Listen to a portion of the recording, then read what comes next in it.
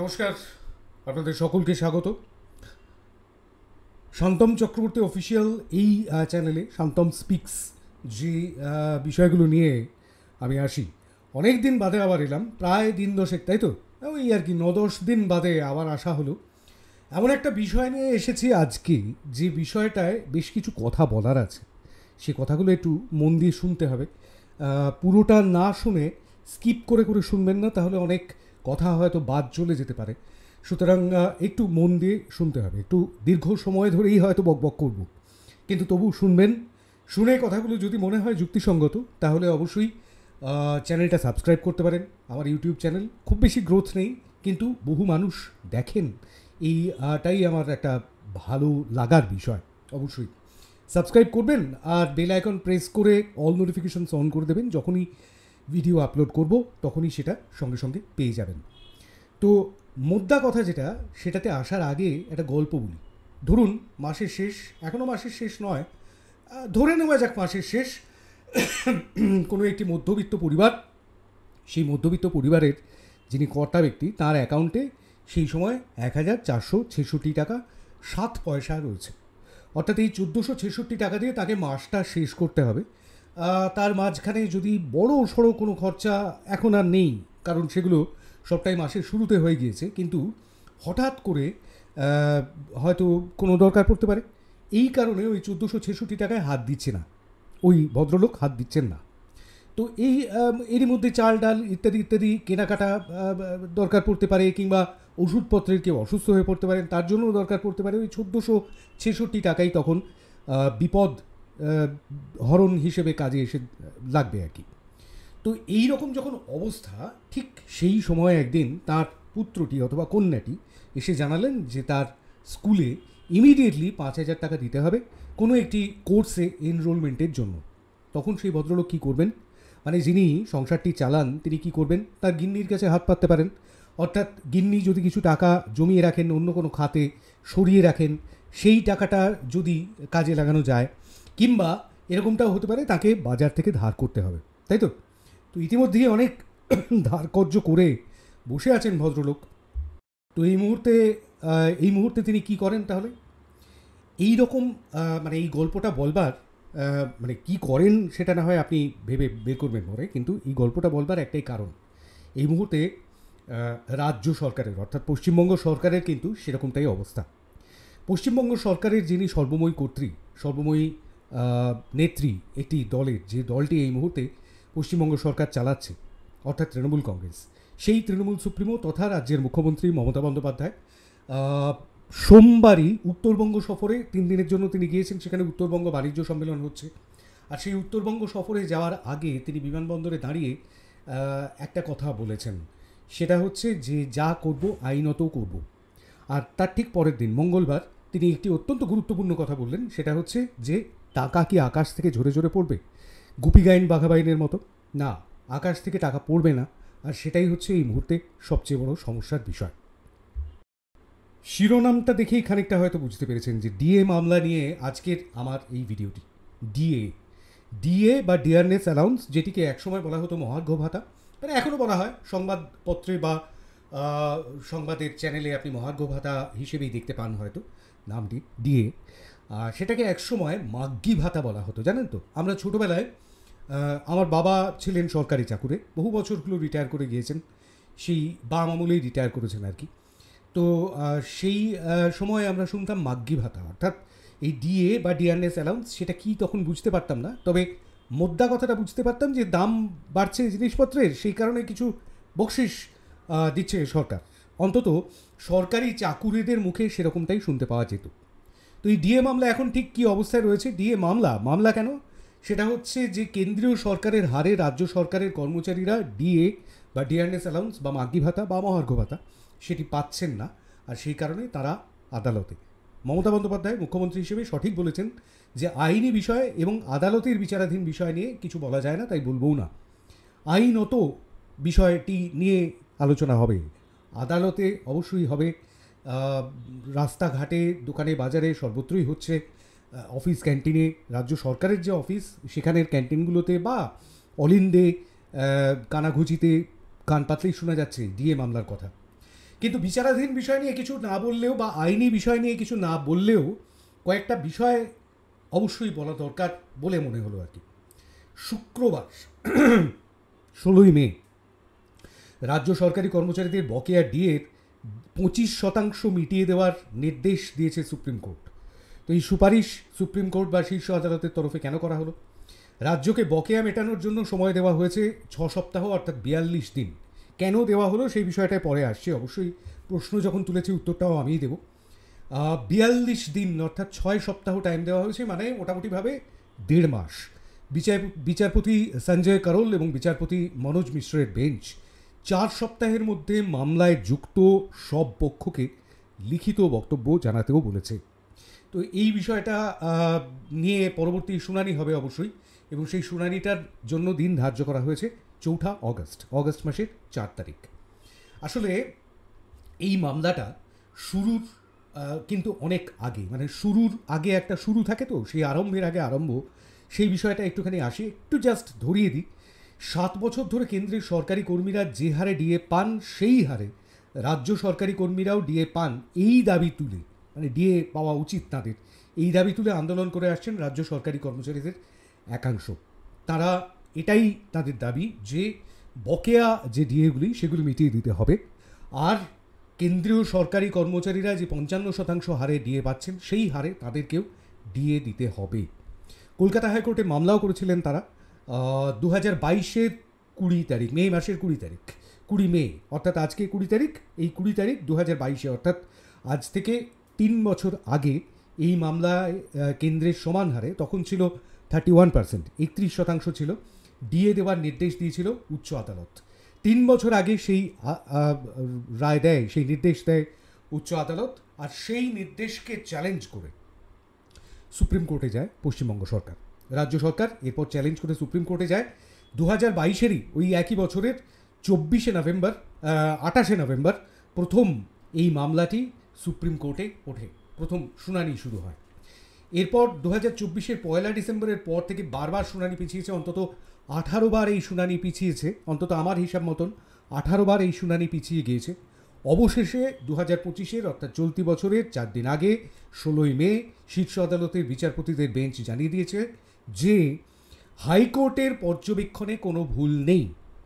রাজ্য সরকারি কর্মচারীদের যে পরিমাণ মহার্ঘ ভাতা বকেয়া রয়েছে তার মধ্যে আপাতত 25%, মানে 25% দিয়ে দিতে হবে রাজ্য সরকারকে। তো এই হচ্ছে মোদ্দা বিষয়টি, আদালতের বিচারাধীন যে বিষয়টি, সেই বিষয়টি খবরের আকারে বলে দিলাম। এবার রাজ্য সরকারের সামনে দুটো রাস্তা রয়েছে, আমি সেই বিষয়টায় একটুখানি আসতে চাইছি। এটা আমার পর্যবেক্ষণ। রাজ্য সরকারের সামনে দুটো মাত্র রাস্তা। এক হচ্ছে সুপ্রিম কোর্টের অন্য বেঞ্চে আপিল করা, অর্থাৎ আইনি লড়াইয়ের পথে যাওয়া। তবে সেটা কতদূর সম্ভব সেটা আইনজ্ঞরা বলতে পারবেন। তৃণমূল কংগ্রেসের ভেতর থেকেও সেরকম কোনো খবর এই মুহূর্তে বেরিয়ে আসছে না, কারণ এই বিষয়ে সিদ্ধান্ত তো অবশ্যই মুখ্যমন্ত্রী মমতা বন্দ্যোপাধ্যায় নেবেন। তো সেই বিষয় কিন্তু কোনো সিদ্ধান্তের কথা এখনও পর্যন্ত বেরিয়ে আসছে না, অন্তত আমার সোর্স সেরকম কিছু বলছে না। 2 নম্বর হচ্ছে শীর্ষ আদালতের নির্দেশ, যে নির্দেশ দেওয়া হয়েছে সেই নির্দেশ মেনেই দিয়ে দেওয়া, অর্থাৎ 25% দিয়ে দেওয়া। কিন্তু এই দ্বিতীয় পথটিতে, মানে সেটা যদি করতে হয়, 25% যদি দিয়ে দিতে হয়, তাহলে একটা বিপুল পরিমাণ টাকা লাগবে। কিন্তু টাকা কই রাজ্যের ভাণ্ডারে? রাজ্যের ভাণ্ডারে যে টাকা নেই সেটা তো মুখ্যমন্ত্রী বারংবার বলেছেন। আজকে যেখানে উত্তরবঙ্গে দাঁড়িয়ে তিনি বাংলার বাড়িসহ বিভিন্ন প্রকল্পের অনুদানের কথা, বিভিন্ন প্রকল্পের বরাদ্দের কথা বলছেন, সেখানে কিন্তু সেই কথাটাই বারংবার উঠে এসেছে, আকাশ থেকে টাকা পড়বে না। তো এই জায়গাটাতে আমি পরে আসছি, কিন্তু কাদের এই ডিএ দিতে হবে সেটা একটু পরিষ্কার হওয়া দরকার। দেখুন, রাজ্য সরকারের বিভিন্ন দপ্তরের ছোট বড় কর্মী থেকে সরকারি স্কুল কলেজের শিক্ষক, অশিক্ষক কর্মচারী থেকে শুরু করে রাজ্য পুলিশ, কলকাতা পুলিশ, সব রাজ্য সরকারের সঙ্গে যারা জড়িত, যাদেরকে রাজ্য সরকার মাইনে দেয়, স্যালারি দেয়, তারা সবাই, এবং অবসরপ্রাপ্তরাও, যারা পেনশনার, যারা পেনশন পান তারাও। হ্যাঁ, আমার বাবাও একজন পেনশনার, তবুও আমি এই ভিডিওটা করছি। বাবা যদি 25% ডিএ পেয়ে যান, বকেয়া ডিএ, তাহলে সেটা একটা বিপুল অর্থ হবে, বিপুল পরিমাণ। কিন্তু সেই বিপুল পরিমাণ অর্থটাকে কয়েক লক্ষ দিয়ে গুণ করতে হবে, প্রায় 10 লক্ষ কিংবা তারও বেশি, তাই দিয়ে গুণ করতে হবে। সংখ্যাটা বিশাল। সুতরাং অঙ্কটাও বিশাল, যে টাকা লাগবে সেটা বেশ কয়েক হাজার কোটি টাকা। কিন্তু রাজ্যের ভাড়ারে যে টাকার অভাব সেটা স্বয়ং মুখ্যমন্ত্রী বহুবার বলেছেন, আমিও দ্বিতীয়বার বললাম। তার উপর কেন্দ্রের কাছ থেকে টাকা পাওনা আছে সেটাও বলেছেন, আজকেও বলেছেন মঙ্গলবার উত্তরবঙ্গ বাণিজ্য সম্মেলনে। কিন্তু তাহলে কি এরকম একটা উপায় ভাবা যেতে পারে যে অন্য খাতের মানে যে প্রকল্পগুলো চলছে সেই প্রকল্পগুলোর বরাদ্দ টাকা থেকে এই পাওনা মেটানো যাবে? কিন্তু সেটা করতে গেলে কিন্তু একটা সমূহ বিপদের সম্ভাবনা রয়েছে, কারণ সামনের বছর 2026 ভোট, আর সেই ভোটের আগে সেটা একটা ভারী বিপদের সংকেত। বিশেষ করে লক্ষ্মীর ভাণ্ডার বা এই বাংলার বাড়ি যে প্রকল্পগুলো রয়েছে সেখানে একদিকে যেমন মহিলাদের একটা ভাতা দিয়ে প্রত্যেক মাসে মোটামুটিভাবে তাদের একটা সচ্ছল করে তোলবার ব্যবস্থা করা হয়েছে, বা যুবশ্রী, কন্যাশ্রী, রূপশ্রী ইত্যাদি ইত্যাদি যেগুলো রয়েছে সেই সমস্ত প্রকল্পগুলোর মাধ্যমে বেকার যুবক যুবতীদের থেকে শুরু করে যারা বিবাহ করতে পারবে এরকম মেয়েদের, কিংবা স্কুলে পড়াশুনো করছে এরকম ছেলে মেয়েদের, তাদের সাহায্যের এই জনমুখী প্রকল্পগুলো, যে জনমুখী প্রকল্পগুলোর জন্য সাধারণ মানুষ মানে সাধারণ ভোটার, সাধারণ মানুষ বললে ভুল হবে, সাধারণ ভোটার অনেকাংশে এই সরকারের ওপর নির্ভর করেছে। এই সরকারকে নির্ভর করা যায়, অর্থাৎ মমতা বন্দ্যোপাধ্যায়কে নির্ভর করা যায় মুখ্যমন্ত্রী হিসেবে। তিনি যে জনমুখী প্রকল্পগুলো আনছেন সেই জনমুখী প্রকল্পগুলোর ওপর একটা নির্ভরতা তৈরি হয়েছে মানুষের, অর্থাৎ ভোটারদের। তো সেই জায়গাটায় বেশ খানিকটা ধাক্কা লাগবে না যদি এই প্রকল্পগুলো বন্ধ করে দেওয়া হয়? কিন্তু সেরকম কোনো হিন্ট এখনও পর্যন্ত পাওয়া যায়নি, সেরকম কোনো ইঙ্গিত এখনও পর্যন্ত পাওয়া যায়নি। সুতরাং সেই বিষয়ে আলোচনা করা বৃথা। সরকার কি করে সেদিকে আমাদের নজর রাখতে হবে। রাজ্য সরকার কি করবেন সেটা তারাই জানেন। তবে সোমবার উত্তরবঙ্গ সফরে যাওয়ার আগে মুখ্যমন্ত্রী যেটা বললেন সেটা আরেকবার আপনাদের মনে করিয়ে দিচ্ছি, যে তিনি যা করবেন আইনতই করবেন। সুতরাং তাঁর সিদ্ধান্ত কি হয় সেদিকে এই মুহূর্তে তাকিয়ে থাকতে হবে। এবার একটা অত্যন্ত গুরুত্বপূর্ণ বিষয় আসবে, একটু ইতিহাস হবে আর একটি প্রশ্ন থাকবে, মানে একটি নয় একাধিক প্রশ্ন থাকবে আপনাদের জন্য। সেই প্রশ্নগুলো আনছি, কিন্তু তার আগে একটুখানি মনে করিয়ে দিই, শান্তম চক্রবর্তী অফিসিয়াল আমার অফিসিয়াল ইউটিউব চ্যানেল, এবং সেই ইউটিউব চ্যানেলটিকে যদি আমার বক্তব্যগুলো ভালো লাগে তাহলে অবশ্যই সেটিকে সাবস্ক্রাইব করবেন। সাবস্ক্রাইবারের সংখ্যা যথেষ্ট কম, যদিও বহু মানুষ দেখছেন এবং পুরো ভিডিও দেখছেন, সেরকমটাও দেখতে পাচ্ছি অ্যানালিটিক্সে। সুতরাং ভালো লাগছে যে আপনাদের সেটাতে অন্যথা নেই, কারুর হয়তো ভালো লাগছে। একটা বড় অংশ রয়েছে যারা এখনও পর্যন্ত আমার সঙ্গে জোড়েননি, তাদেরকে জুড়ে যেতে অনুরোধ করব, সাবস্ক্রাইব করতে অনুরোধ করব। এবারে আসি ইতিহাসে। এই যে ডিএ বা ডিয়ারনেস অ্যালাউন্স, এটা ভারতে এলো কখন? এর সূত্রপাত অনেকেই জানেন, আমার সাংবাদিক বন্ধুরা তো জানেনই, সংবাদকর্মীরা সকলেই জানেন, ইতিহাসের যারা ছাত্র, পলিটিক্যাল সায়েন্সের যারা ছাত্র ছাত্রী তারা সকলেই জানেন। দ্বিতীয় বিশ্বযুদ্ধ পরবর্তী সময়ে জিনিসপত্রের দাম প্রচুর বেড়ে গিয়েছিল। মহাযুদ্ধের পরে যেরকমটা হয় আর কি, মহাযুদ্ধ হলে যেমনটা হয়, যে কোনো যুদ্ধের পরেই জিনিসপত্রের দাম বাড়ে, এবং সেরকমটাই হয়েছিল। তো এই জিনিসপত্রের দাম বেড়ে যাওয়া এবং খাদ্যদ্রব্যের, বিশেষ করে খাদ্যশস্যের দাম বেড়ে যাওয়ার ফলে ডিয়ার ফুড অ্যালাউন্স চালু হয়। 1947-এ টেক্সটাইল অ্যালাউন্সে শুরু হয়, টেক্সটাইল অ্যালাউন্স। ওল্ড টেক্সটাইল অ্যালাউন্সটা পরে 1953-তে হয়ে যায় রিভাইজড টেক্সটাইল অ্যালাউন্স। এটা ফের লাগু হয় 1953-তে। পরবর্তীকালে বেতন কমিশন শুরু হয়, এবং সেই বেতন কমিশন বা পে কমিশন যেটাকে বলা হয়, একটু ঠান্ডা লেগেছে যার ফলে একটুখানি গলায় কফ জমে যাচ্ছে মাঝে মধ্যেই, আর সেই কারণে এই ঠান্ডা গরম রোদ ঝড় বৃষ্টি যার ফল স্বরূপ এই কাশিটা হচ্ছে মাঝে মাঝে, যার জন্য একটু মাফ করবেন, মার্জনা করে নেবেন। সিপিআই না, কমিউনিস্ট পার্টি অফ ইন্ডিয়ার কথা বলা হচ্ছে না, এই সিপিআই হচ্ছে কনজিউমার প্রাইস ইন্ডেক্স। তো কনজিউমার প্রাইস ইন্ডেক্স হচ্ছে জিনিসপত্রের দাম ঠিক কোন জায়গায় বাড়ছে তার একটা তুল্যমূল্য হার, আর তার উপর ভিত্তি করেই মহার্ঘ ভাতার সুপারিশ করে বেতন কমিশন। তো এই যে মাগিগন্ডার বাজারে জিনিসপত্রের দাম বাড়ছে, মানে সোজা কথায় মোদ্দা কথাটা এটাই, যে জিনিসপত্রের দাম বাড়ছে তাই মাগিগন্ডার বাজারে কিছু বেশি টাকা তুলে দেওয়া সরকারি কর্মচারীদের হাতে, যাতে তাদের মাইনের ওপরেও কিছু উপরি মেলে। সে আগেকার দিনে রাজা বাদশারা, মানে কৃষ্ণচন্দ্র, মহারাজা কৃষ্ণচন্দ্র একটু পারিতোষিক দিলেন গোপাল ভাঁড়কে, ঠিক সেই রকমই ব্যাপারটা আর কি। সংসার চলছে না, তাই কিছু এক্সট্রা টাকা, কিছু এক্সট্রা পয়সা সেটা সবাইকে তুলে দেওয়া না, এটা কিন্তু বেসিকের উপর, অর্থাৎ বেসিক যে স্যালারি তার উপর নির্ভর করে তার পার্সেন্টেজটা ঠিক কত গিয়ে দাঁড়াবে, অর্থাৎ টাকাটা ঠিক কতটা পাবেন। এখনও সেরকমটাই আছে। আমি এই বিষয়টা নিয়ে আর বিস্তারিত কিছু বলতে চাইছি না। বিষয়টা হচ্ছে এরকমটাই যে কিছু বেশি টাকা তুলে দেওয়া মাগ্গি গন্ডার বাজারে সরকারি কর্মচারীদের হাতে। আই রিপিট, সরকারি কর্মচারীদের হাতে, শুধুমাত্র সরকারি কর্মচারীদের হাতে। এ রাজ্যের বাকি কোটি কোটি মানুষের হাতে বা গোটা ভারতের কোটি কোটি মানুষের হাতে লবডঙ্কা কিচ্ছু না। সুতরাং হাতে রইল পেন্সিল। সবজিপত্রের দাম রাত দিন বাড়ছে। চাল 60 টাকা কেজি, পাতি মিনিকেট চাল, পাতি মিনিকেট চাল 60 টাকা কেজি। একটু ভালো ভাত যারা খেতে চান, মধ্যবিত্ত বা উচ্চ মধ্যবিত্ত, তারা হয়তো আরও বেশি দামে চাল কিনছেন, 70 টাকা, 80 টাকা, 90 টাকা, 100 টাকা কেজি দরে চাল কিনছেন। কিন্তু পাতি মিনিকেট চালের দাম 55 থেকে 60 টাকা বিভিন্ন বাজারে। ডাল, তেল, মশলাপাতি, নুন সব কিছুই ধীরে ধীরে মধ্যবিত্তের নাগালের বাইরে চলে যাচ্ছে। আমার ছোটোবেলায় আমি দেখেছি 1 কেজি নুন পাওয়া যেত 1 টাকায়, আর সেই 1 টাকার ছাপটি সেই নুনের প্যাকেটের ওপরে ছাপানো থাকতো। মনে আছে নিশ্চয়ই? যারা আমার বয়সী তারা মনে করতে পারবেন, যারা আমার থেকেও বেশি বয়সের মানুষ তারা তো মনে করতে পারবেনই।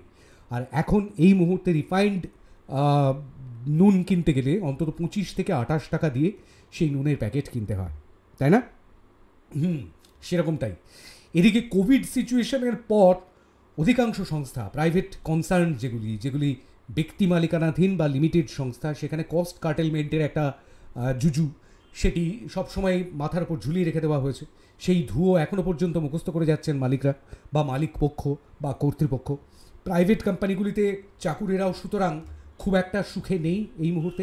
তাদের মাইনে সে হারে বাড়ছে না, তারাও এই হারে, এই 25% হারে ডিএ বা 55% হারে ডিএ পাচ্ছেন না। 37% গল্পটা তাদের কাছে একেবারে আকাশকুসুম গল্প।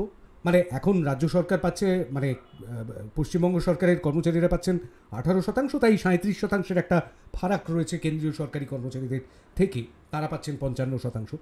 তো এই 25% পাওয়ার পর ফারাকটা ঠিক কোথায় গিয়ে দাঁড়ায় সেটা অবশ্যই আমাদের নজর রাখতে হবে। আর সেই সঙ্গে সঙ্গে বাজারের দিকেও নজর রাখতে হবে। যে বাজারে সরকারি কর্মচারীরা বাজার করতে যান, সেই বাজারে আমি, আপনি, আমরা যারা সরকারি কাজ করি না, সরকারি কর্মী নই, তারাও কিন্তু বাজার করতে যাই। একই বাজার থেকে চাল, ডাল, তেল, নুন কিনি, তাই না? তো এই পরিস্থিতির কথা মাথায় রেখেই বলছি যে বকেয়া ডিএর জন্য আন্দোলন আপনারা করতেই পারেন। আন্দোলন তো অবশ্যই, গণতান্ত্রিক দেশ, গণতান্ত্রিক সার্বভৌম রাষ্ট্র, সেখানে আন্দোলনের তো একটা ছুট রয়েছে, আন্দোলনের তো অনুমতি রয়েছেই, তাই না? কালকে যেরকমটা মুখ্যমন্ত্রী বলছিলেন, আন্দোলন করতে তো বাধা দেওয়া যায় না। কিন্তু কেন্দ্রীয় সরকারের কর্মচারীরা যেখানে 55% ডিএ পাচ্ছেন, আপনারা পশ্চিমবঙ্গ সরকারের কর্মী হয়ে 18% সন্তুষ্ট হবেনই বা কেন, তাই না? ন্যায্য পাওনা বুঝে নিতে হবে, তাই না? ওই পোস্টার হোর্ডিংগুলো দেখছিলাম আর কি, ড্যাংলার নিয়ে হাতে যাচ্ছেন, এটা কারোর দান নয়, এটা আমাদের ন্যায্য পাওনা। তো সেটা তো অবশ্যই আন্দোলন তো আপনারা করবেনই, সেটার জন্য আদালতের দরজায় কড়া নাড়বেন অবশ্যই। কিন্তু কিন্তু কিন্তু কিন্তু কিন্তু কিন্তু থেকে যাচ্ছে। এরপরেও কোনো রাজ্য সরকারের গুরুত্বপূর্ণ দপ্তরের, এটা কিন্তু আমার আপনার প্রশ্ন, এটা আমার একার প্রশ্ন নয়, আপনাদের প্রশ্নগুলোই উঠে আসছে। আপনারা যে আলোচনাগুলো বাসে, ট্রামে, ট্রেনে চালাচ্ছেন, বিভিন্ন চায়ের দোকানে যে আলোচনাগুলো উঠে আসছে, সেই আলোচনাগুলোকেই আমি রিফ্লেক্ট করি মাত্র আমার এই চ্যানেলে। আরও ঘন ঘন আসতে হবে, আপনাদের সেরকমটা বক্তব্য রাখছেন, কেউ কেউ আমাকে পার্সোনালি মেসেজও করছেন। সেই প্রশ্নগুলো একটু রাখি এবার।